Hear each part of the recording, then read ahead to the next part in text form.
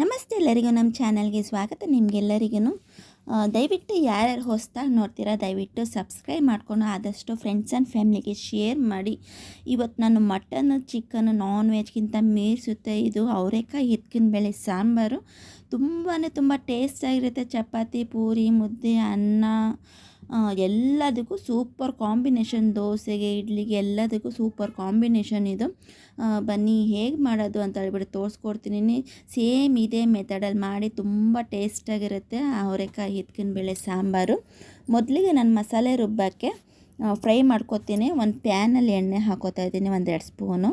ಮತ್ತು ಈರುಳ್ಳಿ ಹಾಕ್ಕೊಂಡಿದ್ದೀನಿ, ಒಂದು ದೊಡ್ಡದು ಉದ್ದುದ ಕಟ್ ಮಾಡ್ಕೊಂಡಿದ್ದೀನಿ. ಇದೆಲ್ಲ ನಾನು ಮಸಾಲೆ ರುಬ್ಬಕ್ಕೆ ನಾನು ಫ್ರೈ ಮಾಡ್ಕೊತಾ ಇರೋದು ಇವಾಗ ನಾನು.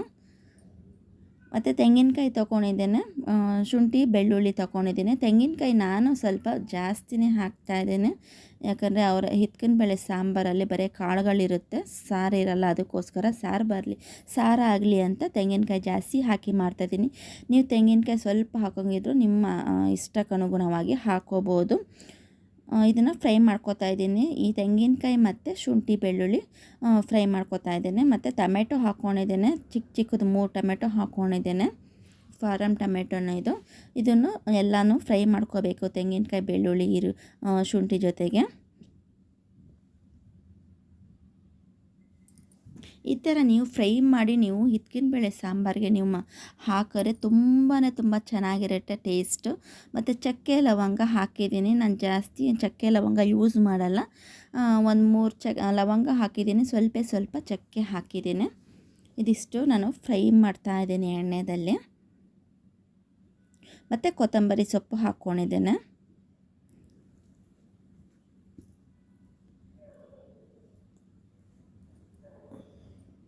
ಚೆನ್ನಾಗಿ ಫ್ರೈ ಮಾಡ್ಕೊಳ್ಳೋಣ. ಹಸಿ ವಾಸನೆ ಹೋಗೋವರೆಗೂ, ಸ್ವಲ್ಪ ಕಲರ್ ಚೇಂಜ್ ಆಗುತ್ತೆ ಲೈಟಾಗಿ, ಅಲ್ಲಿವರೆಗೂ ನಾವು ಫ್ರೈ ಮಾಡ್ಕೊಳ್ಳೋಣ. ಗಸಗಸೆ ಇದ್ದವರು ಹಾಕೋಬೋದು. ನಮ್ಮ ಗಸಗಸೆ ಖಾಲಿಯಾಗೋಗಿತ್ತು ನಮ್ಮ ಮನೆಗೆ, ಅದಕ್ಕೆ ಸ್ಕಿಪ್ ಮಾಡಿದ್ದೀನಿ. ಮತ್ತು ಧನಿಯಾ ಪುಡಿ ಹಾಕ್ಕೊಂಡಿದ್ದೀನಿ. ಧನಿಯಾ ಪುಡಿ, ಚಿಲ್ಲಿ ಪೌಡ್ರು ಹಾಕ್ಕೊಂಡು ಸ್ವಲ್ಪ ಫ್ರೈ ಮಾಡಿಕೊಂಡ್ರೆ ತುಂಬ ಟೇಸ್ಟ್ ಬರುತ್ತೆ.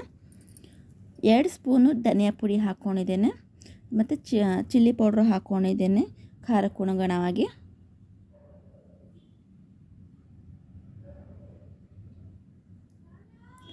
ನೀವು ಚಿಲ್ಲಿ ಪುಡಿ, ಧನಿಯಾ ಪುಡಿ ಹಾಕಲ್ಲ ಅನ್ನೋರು ಧನಿಯಾ ಕಾಳು ಇರುತ್ತಲ್ಲ ಅದನ್ನು ಹಾಕ್ಕೊಂಡು, ಮತ್ತು ಒಣಮೆಣ್ಸಿನ್ಕಾಯಿ ಕೆಂಪು ಒಣಮೆಣ್ಸಿನ್ಕಾಯಿ ಹಾಕ್ಕೊಂಡು ನೀವು ಫ್ರೈ ಮಾಡ್ಕೋಬೋದು. ನೋಡಿ, ಇದನ್ನು ಚೆನ್ನಾಗಿ ಫ್ರೈ ಮಾಡ್ಕೊಳ್ಳೋಣ. ಈ ಥರ ಫ್ರೈ ಮಾಡಿಕೊಂಡ್ರೆ ತುಂಬ ಟೇಸ್ಟಾಗಿರುತ್ತೆ. ಮಸಾಲೆ ಸಾಂಬಾರಾಗಲಿ, ಚಪಾತಿ, ಪೂರಿ, ದೋಸೆಗಂತೂ ಮಟನ್ ಸಾಂಬಾರು, ಕೈಮಾ ಸಾರು ಹೆಂಗೆ ತಿಂತೀರ ಸೇಮ್ ಹಂಗೆ ಟೇಸ್ಟ್ ಇರುತ್ತೆ. ಒಂದ್ಸಲ ಈ ಥರ ಟ್ರೈ ಮಾಡಿ, ನಿಮ್ಗೆ ಗೊತ್ತಾಗುತ್ತೆ ಟೇಸ್ಟ್ ಯಾವ ಥರ ಅಂತ ಹೇಳ್ಬಿಟ್ಟು. ನೋಡಿ, ಚೆನ್ನಾಗಿ ಫ್ರೈ ಆಗಿದೆ. ಇದು ತಣ್ಣಗೆ ಬಿಟ್ಬಿಟ್ಟು ನಾನು ಮಸಾಲೆ ರುಬ್ಕೊಬರ್ತೀನಿ. ಇದು ನಾನು ಮಸಾಲೆ ಬಂದಿದ್ದೇನೆ. ಮತ್ತು ಯಾವ ಪಾತ್ರದಲ್ಲಿ ಮಾಡ್ಕೋತೀವಿ ಆ ಪಾತ್ರದಲ್ಲಿ ಎಣ್ಣೆ ಹಾಕೋತಾ ಇದ್ದೇನೆ. ಎಣ್ಣೆ ಬಿಸಿ ಆದಮೇಲೆ ಇವಾಗಲೇ ನಾನು ಒಗ್ಗರಣೆ ಹಾಕೋತೀನಿ. ನಾನು ಸಾಸಿವೆ ಹಾಕೋತಾ ಇದ್ದೇನೆ.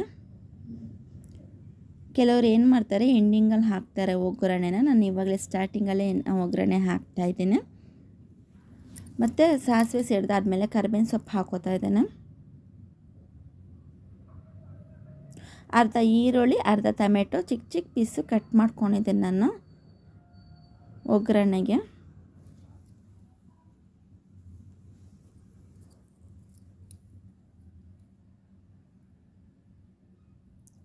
ಮತ್ತು ಇವಾಗ ಟೊಮೆಟೊ ಹಾಕ್ತಾ ಇದ್ದೇನೆ. ನಾನು ಯೂಸ್ ಮಾಡ್ತಾರೆ ಫಾರಮ್ ಟೊಮೆಟೊ.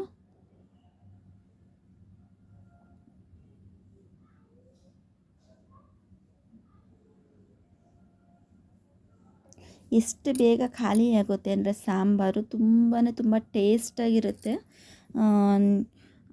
ನೀವು ತಿನ್ನಿ ನೋಡಿ, ನಿಮ್ಗೆ ಟೇಸ್ಟ್ ಗೊತ್ತಾಗುತ್ತೆ ಯಾವ ಥರ ಟೇಸ್ಟು ಅಂತ ಹೇಳ್ಬಿಟ್ಟು. ನೋಡಿ, ಹಿತ್ಕಿದ ಅವರೆಕಾಳು ತೊಳೆದಿಕ್ಕೊಂಡು ನಾನು ಹಾಕ್ತಾಯಿದ್ದೇನೆ. ಇದು ಸ್ವಲ್ಪ ಎಣ್ಣೆದಲ್ಲಿ ಫ್ರೈ ಮಾಡ್ಕೋಬೇಕು.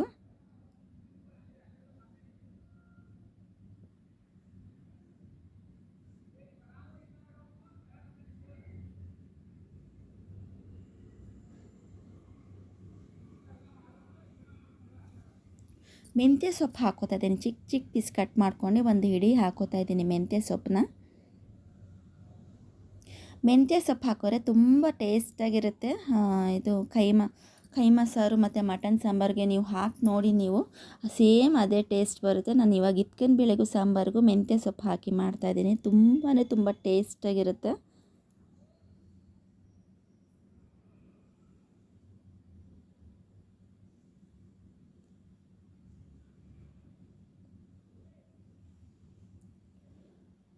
ನೀವು ವೆಜಿಟೇಬಲಲ್ಲಿ ಆಲೂಗಡ್ಡೆ, ಬದನೆಕಾಯಿ, ನೂಕಲು ಯಾವ್ದಾದ್ರು ತೊಗೋಬೋದು. ನಾನು ಬದನೆಕಾಯಿ ಹಾಕ್ತಾಯಿದ್ದೀನಿ.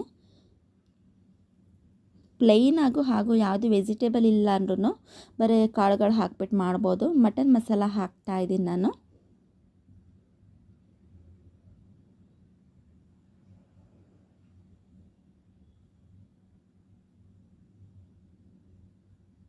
ಇದು ಗ್ರೇವಿ ಟೈಪು ತುಂಬ ಗಟ್ಟಿ ಬರುತ್ತೆ ಇದ್ಕಿನ ಬೇಳೆ ಸಾಂಬಾರು.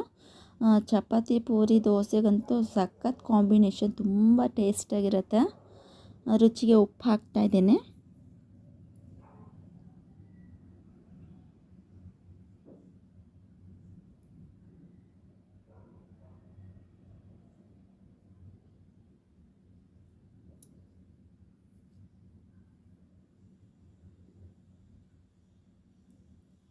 ಕಾಳು ಹಾಕಾದ್ಮೇಲೆ ಜಾಸ್ತಿ ಫ್ರೈ ಮಾಡ್ಕೊಳಕ್ಕೆ ಹೋಗಬಾರ್ದು, ಅದು ಫುಲ್ ಪುಡಿ ಆಗೋಗುತ್ತೆ. ನಾನು ರುಬ್ಬಿಟ್ಕೊಂಡಿದ್ನಲ್ಲ ಮಸಾಲೆ, ಅದನ್ನು ನಾನು ಹಾಕ್ತಾಯಿದ್ದೇನೆ.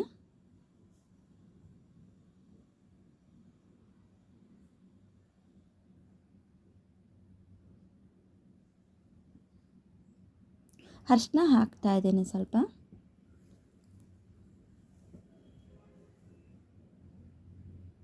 ಮಸಾಲೆನ ಆವಾಗಲೇ ನಾನು ಫ್ರೈ ಮಾಡ್ಕೊಂಡು ರುಬ್ಕೊಂಡಿದ್ದೆ.